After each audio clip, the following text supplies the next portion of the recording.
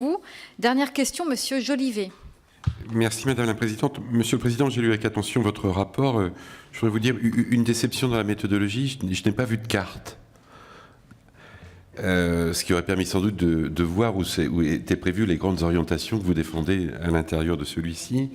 J'ai bien compris que la méthodologie qui était la vôtre avait été d'interviewer énormément de monde pour avoir la perception territoriale. Je voudrais que vous puissiez me rassurer en disant que ce n'est pas la synthèse de leurs demandes que vous avez triées, parce que souvent, ce sont des batailles territoriales, comme on peut le voir dans cette salle. Voilà, ce sont souvent des batailles territoriales. Pour être plus sérieux, je n'ai pas vu le mot aménagement du territoire à beaucoup de reprises dans ce document. Et j'ai le souvenir de la loi Pasqua, alors je le fais un peu ancien des Mohicans, mais on en parlait beaucoup à cette époque-là, et d'autres personnes qui ont présidé des organes d'orientation replaçaient toujours les infrastructures de transport dans une politique d'aménagement du territoire. J'ai bien compris aussi le sens de votre commande politique, celle du Président de la République et celle de Madame le Ministre des Transports.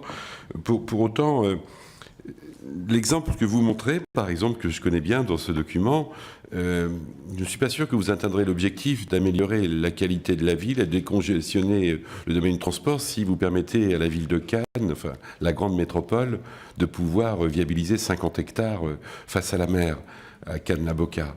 Donc je voudrais savoir comment vous avez fait pour vérifier ces choses-là, parce que la commande du Président de la République, c'est de décongestionner et d'améliorer la qualité du service. Et je voudrais enfin savoir si, au-delà des investissements que vous listez, avec des montants bien entendu prévisionnels, puisqu'on s'inscrit dans un temps long, il a été envisagé l'exploitation des nouvelles lignes que vous souhaitez voir et les charges d'exploitation, c'est-à-dire la trajectoire économique d'exploitation, parce qu'en fait, on s'aperçoit qu'on rêve beaucoup et une fois qu'on a fait, on enregistre des déficits d'exploitation, ce qui rend insupportable la vie économique et des territoires parce que d'un niveau de service, on l'abaisse pour des raisons financières. Voilà, merci beaucoup.